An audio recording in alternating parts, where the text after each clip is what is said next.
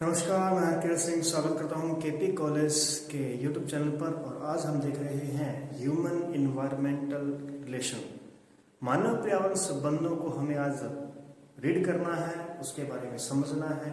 जी हाँ, ये part second year के लिए बहुत ही इम्पोर्टेंट टॉपिक है और इसी टॉपिक के साथ में हम आगे बढ़ते हैं और देखते हैं कि मानव और पर्यावरण के बीच में किस प्रकार का संबंध होता है। मानव भूगोल हमारी किताब का नाम है, तो उसी के इसी लेसन को हम आगे पढ़ने वाले हैं। चलिए शुरू करते हैं। तो आप देख पाएंगे कि सबसे पहले अपने को पर्यावरण जो शब्द है, पर्यावरण, इसके बारे में समझना जरूरी है कि पर्यावरण शब्द किस प्रकार से है। तो पर्यावरण को आप समझेंगे कि इन्वायरमेंट कि हमारे चारों ओर का परि प्लस आवरण इसे कहा जाता है। हिंदी के अंदर इसका जब संधि विच्छेद किया जाता है तो परि प्लस आवरण यह शब्द हमारे पास में आता है कि परि शब्द मतलब परि मतलब कि चारों ओर का आवरण। तो यहाँ पर हम देखेंगे कि हमारे पर्यावरण वह घटक होता है, पर्यावरण उन सभी दशाओं का योग होता है। पर्यावरण उन सभी दशाओं, उन सभी प्रभावों का योग है जो मानव जीवन और उसके जन्म व मृत्यु पर प्रभाव डालता है। तो ये तो होता है पर्यावरण, जिसके बीच हम पूरा जीवन यापन करते हैं, जिसके बीच हम रहते हैं, ये पर्यावरण है। अब पर्यावरण हमारे ऊपर प्रभाव कैसे डालता है? ये पर्यावरण उन सभी दशाओं का योग है। अब दशाएं कौन सी? उन सभी कारकों का योग है। अब कारक कौन से? तो हमें जो पढ़ना है वो पढ़ना है पर्यावरण के कारक, पर्यावरण के घटक, क्योंकि हमारे ऊपर जो प्रभाव डालेंगे वो पर्यावरण के घटक ही डालेंगे और वो अलग अलग तरीके से हमारे ऊपर जो है प्रभाव डालते हैं। तो हमें देखना है पर्यावरण के घटक। अब पर्यावरण के घटक क्या होते हैं? तो पर्यावरण के घटक में देखिएगा कि पर्यावरण का वह अंग या तत्व जो मानव जीवन को प्रत्यक्ष या अप्रत्यक्ष रूप से, मानव जीवन ही नहीं जीव जंतुओं को भी प्रत्यक्ष या अप्रत्यक्ष रूप से प्रभावित करता है, वह पर्यावरण का घटक कहलाता है। जी हाँ, परिभाषा को नोट कर लीजिएगा कि पर्यावरण का वह अंग या वह तत्व जो जीव जंतुओं के जीवन को प्रभावित, प्रत्यक्ष या अप्रत्यक्ष रूप से प्रभावित करता है, उसे क्या कहा जाता है? पर्यावरण का घटक कहते हैं। अब पर्यावरण के घटक कौन कौन से होते हैं? तो भूगोलवेत्ताओं के द्वारा उदाहरण के रूप में अगर हम देखें तो जैसे मिट्टी है, जल है, वायु और जलवायु के तत्व, तो ये सभी जो होते हैं ये पर्यावरण के क्या कहलाते हैं? घटक कहलाते हैं। तो सामान्य अधिकतर भूगोलवेत्ताओं के द्वारा ये जो घटक बताए गए हैं तो वो कौन कौन से हैं? तो सबसे पहले हम देखते हैं अवस्थिति। सबसे पहले हम चर्चा करते हैं इसकी अवस्थिति की। अवस्थिति वह कारक है, अवस्थिति वह भौगोलिक कारक है, भौगोलिक घटक है जो कि एक स्थान विशेष के बारे में बताने का हमारा एक तर्क है कि हम एक स्थान विशेष की चर्चा करेंगे। अवस्थिति क्या है? एक स्थान है, एक लोकेशन है। ये अवस्थिति स्थिर होती है। अवस्थिति क्या होती है? स्थिर होती है, परंतु समय के साथ साथ इसका सापेक्षिक महत्ता, इसकी सापेक्षिक महत्ता जो है वो परिवर्तित होती रहती है। कैसे? देखिए, कोई भी स्थान है, क्योंकि अवस्थिति यानी एक स्थान। अब एक स्थान है, एक प्लेटफॉर्म है, ये स्थिर है, स्थल मंडल है, स्थिर है। कोई भी देश है, भारत है, तो भारत यहीं पर ही रहने वाला है। कोई देश श्रीलंका है, वो वही रहने वाला है।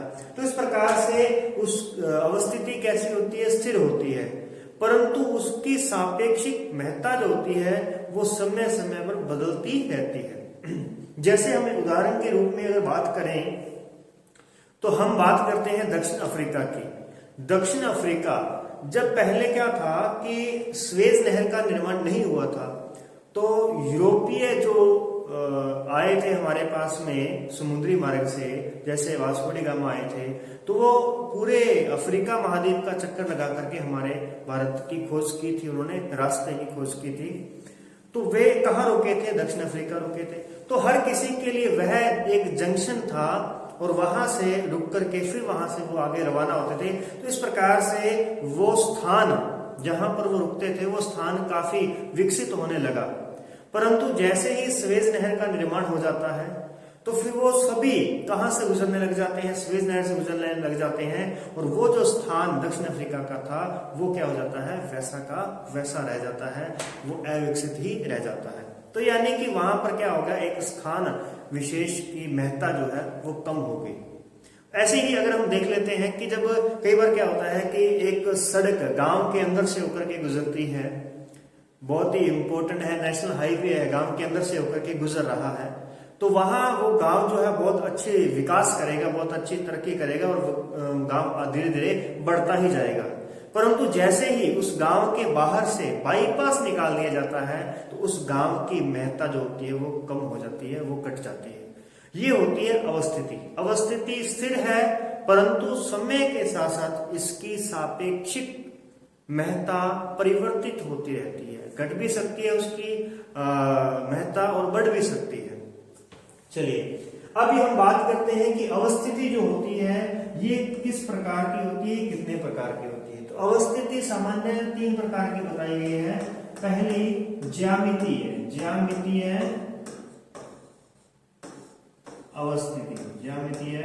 अवस्थिति।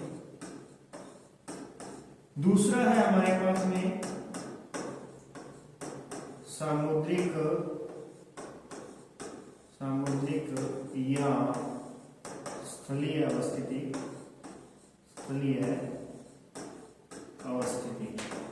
हम ये कारक देख रहे हैं जो कि मानव जीवन को प्रभावित करेंगे। और तीसरा है हमारे पास में निकटवर्ती देशों के संदर्भ में अवस्थिति। ठीक है, चलिए देखो अवस्थिति आपने देखा एक स्थिर है और इसका महत्व जो है वो बदलता रहता है। ज्यामितीय अवस्थिति हम अगर बात करें ज्यामितीय की, तो ज्यामितीय अवस्थिति का अर्थ है बेसिकली अक्षांश व देशांतर को लेकर के, अक्षांश व देशांतर स्थिति। जैसे हम बात करें कि जो भारत है, भारत का अक्षांश और देशांतर कितना है, तो भारत के अक्षांश की बात करते हैं, अक्षांश। तो भारत की अक्षांश ही है जो अवस्थिति है, स्थिति है, अक्षांशीय विस्तार है वो कितना है, तो बात करेंगे 8 डिग्री 4 मिनट नॉर्थ अक्षांश से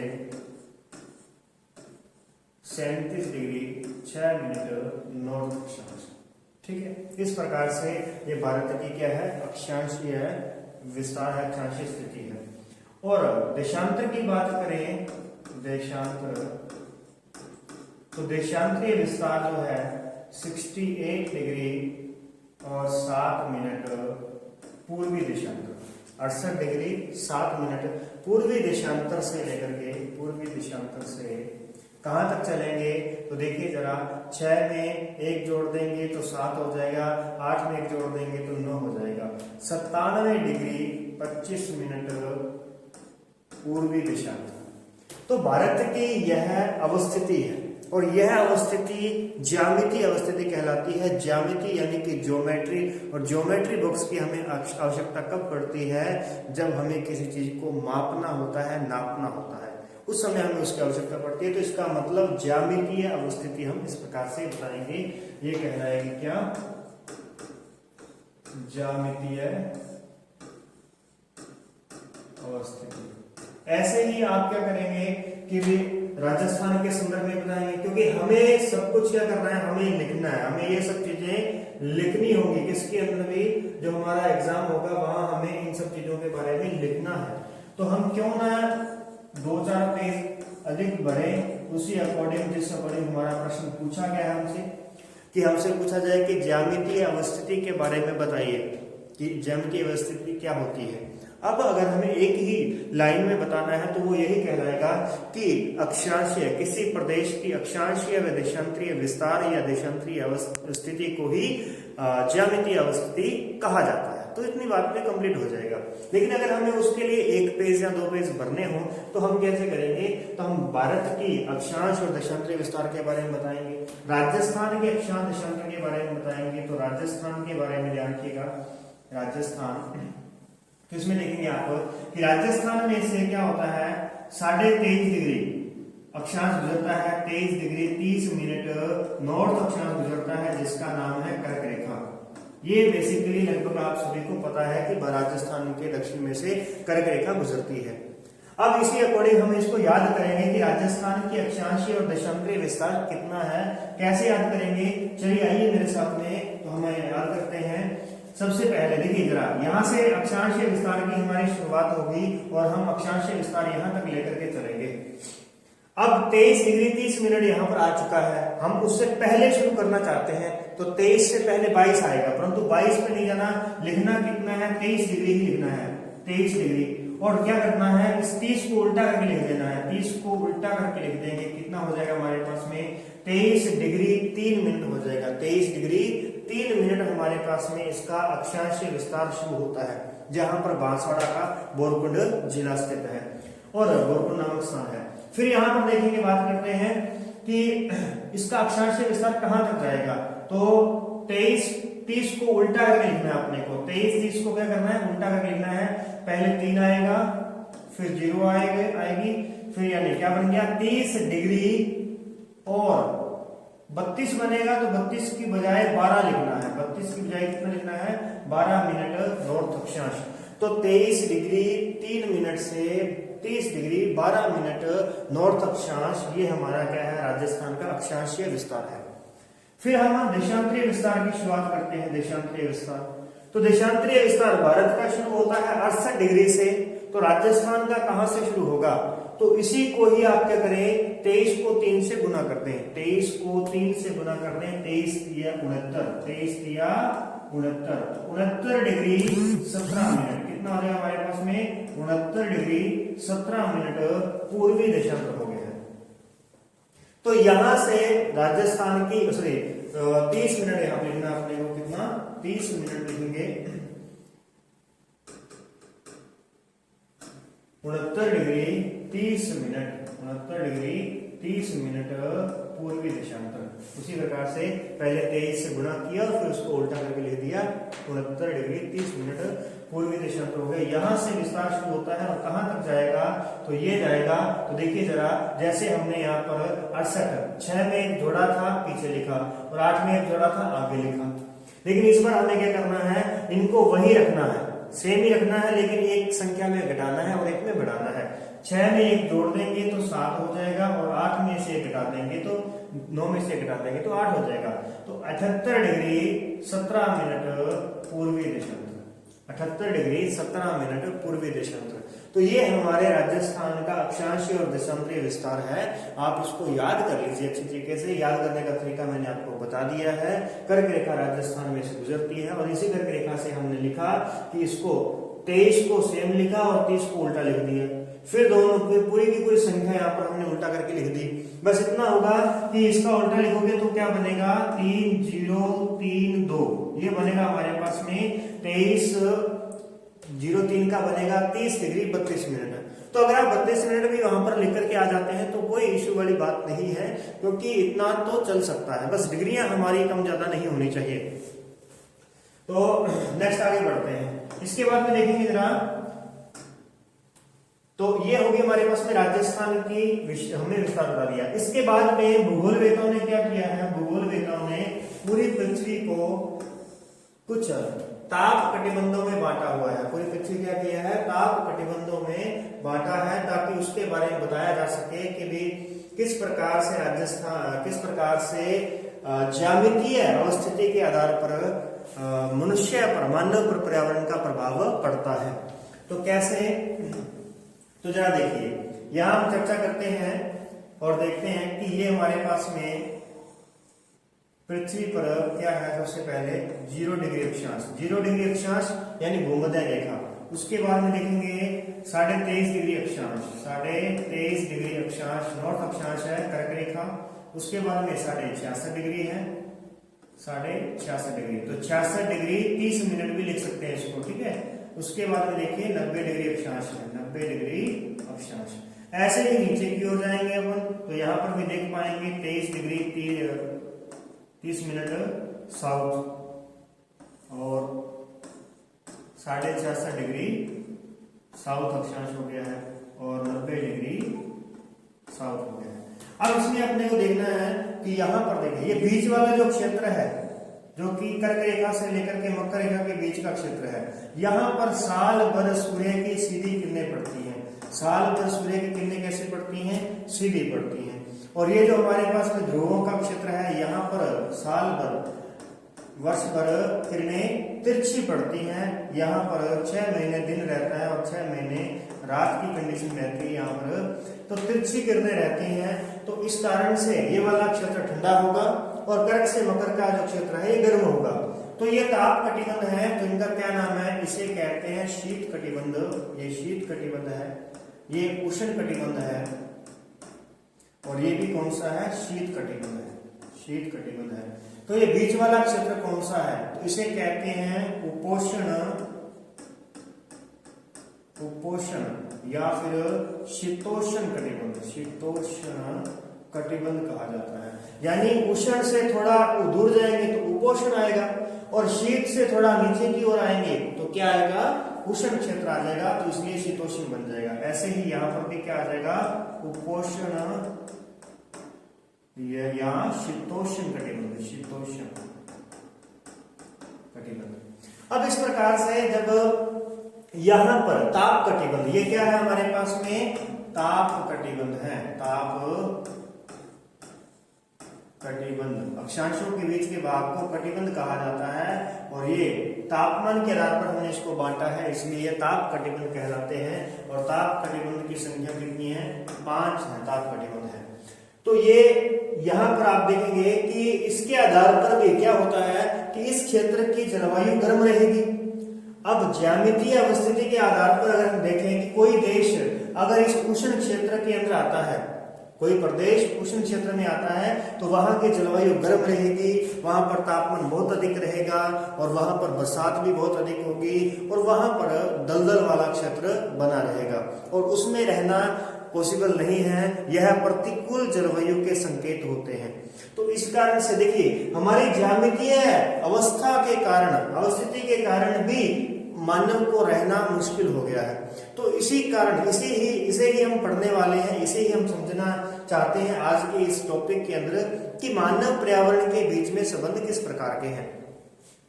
फिर यहाँ पर देखिए जरा कि जो उसके बाद में उष्ण प्रदेशों में, उपोष्ण प्रदेशों में रहेगा, शीतोष्ण प्रदेशों में जो मानव रहता है वह सम जलवायु में रहता है, वहां की जलवायु सम रहती है, एक जैसी ही जलवायु रहती है।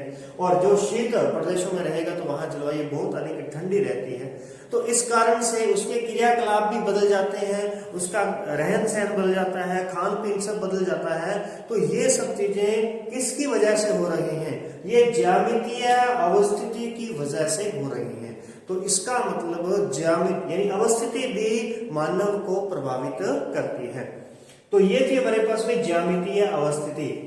नेक्स्ट हम देखते हैं कि सामुद्रिक व स्थलीय अवस्थिति से मानव किस प्रकार से प्रभावित होता है और मानव का विकास किस प्रकार से वहां से विकसित होगा या अविकसित क्षेत्र की ओर जाएगा।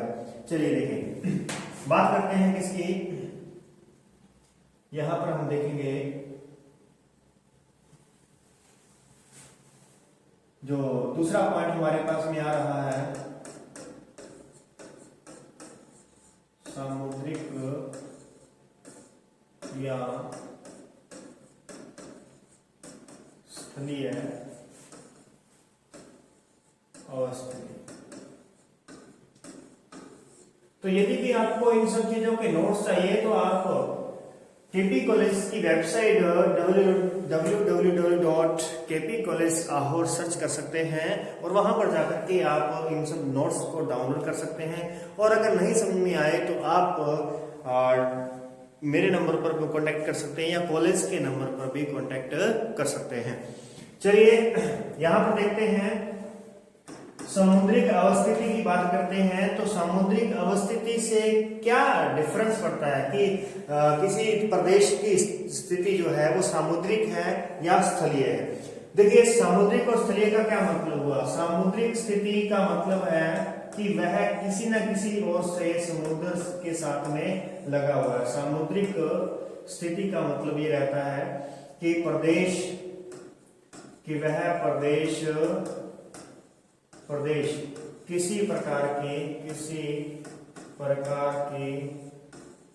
समुद्री सीमा बनाता है। वह प्रदेश क्या करता है, समुद्री सीमा बनाता है। तो जो देश समुद्री सीमा बनाएगा उसके पास में